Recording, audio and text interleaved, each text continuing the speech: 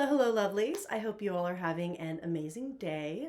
For those of you who don't know who I am, my name is Lauren, and this week I am back to talk about more horror/thriller things. So I've been slowly going through my watch list on Netflix and trying to figure out kind of what movies I wanted to talk about next, and I stumbled across a new movie called The Weekend Away.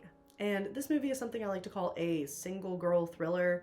It's one of those movies, that includes a single woman, well, maybe not single, but a woman by herself, some kind of mystery that she is trying to solve, especially usually a murder. And I don't watch these kinds of movies a lot. I generally have to be kind of in the mood to watch them because they are so specific. They have a very specific vibe, a very specific thing that they're going for, and I'm not always in the mood to watch something like that, right? But the other night, I had a night to myself, and I thought, you know what? Why not? Also, side note before I get into this movie and my thoughts on it, just because this isn't something that I'll talk about on my channel, Netflix has this new show called The Woman in the House Across the Street from the Girl in the Window. Completely ridiculous title, but it's basically kind of a parody of these single girl thrillers, and it is so funny. My friends and I all watched it together one weekend when they were visiting, and I definitely recommend that you check it out. Anyway, without further ado, let's get into my thoughts on The Weekend Away. So this movie is about a woman named Beth who goes away on kind of a girls' weekend with her best friend Beth to Croatia.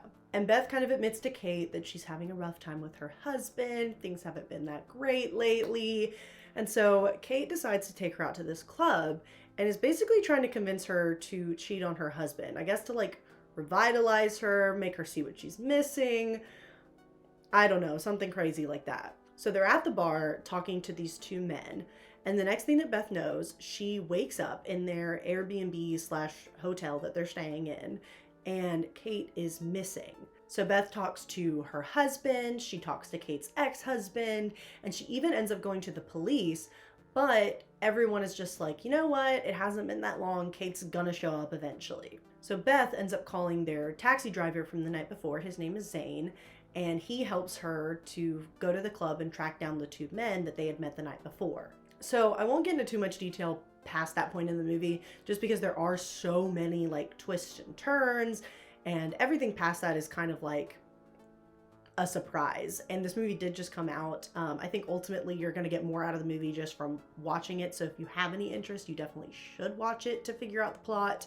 But basically, we find out what happens to Kate, we find out why it happened, and Beth is the one who, figures everything out. She's like this detective because the police won't help her. But I don't really have to explain the rest of the movie in order to give you my thoughts on it. So these are my thoughts. Overall, I was kind of surprised. This movie is very engaging. I was kind of drawn in the whole time. And these movies do tend to be very engaging if they are done well. Overall, I think the acting throughout most of the movie is pretty strong. I'm a huge fan of Gossip Girl, so I love Leighton Meester. I think that's how you pronounce her name.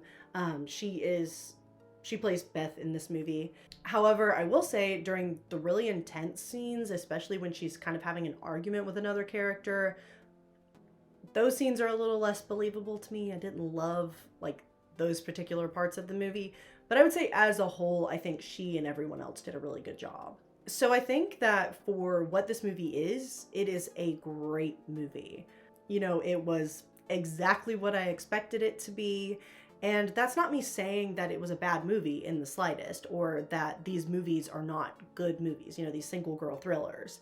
I just definitely think that this subgenre of thriller is something very specific that you kind of have to be in the mood for. It's gonna look the same pretty much every single time, but when you're in the mood for it, it's really enjoyable to watch. And I did genuinely really enjoy this movie. And I think one thing that made it particularly successful is that the screenplay was actually written by the author of the book that this movie is based on. And so I could see that this author had a very clear vision of what she was trying to describe when she wrote this book.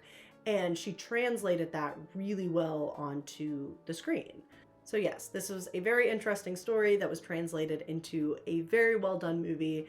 And if single girl thrillers are your thing, I definitely recommend that you check it out. Anyway, that is all my thoughts on The Weekend Away. I know that this was a little bit shorter, but you know, I checked out this movie. I thought it was pretty good, and I was just interested in giving a couple of my thoughts on it in case any of y'all are interested in movies like this. I just wanted to make sure you guys know this one's good. You should definitely check it out. So if you like this video, be sure to give it a thumbs up. If you are a fan of horror/thriller content, that is all I talk about. So definitely hit that subscribe button. I hope you all have an amazing rest of your week. Be safe, wear a mask, and watch a horror movie this week because you deserve a little bit of a thrill. I will see you guys soon. Bye!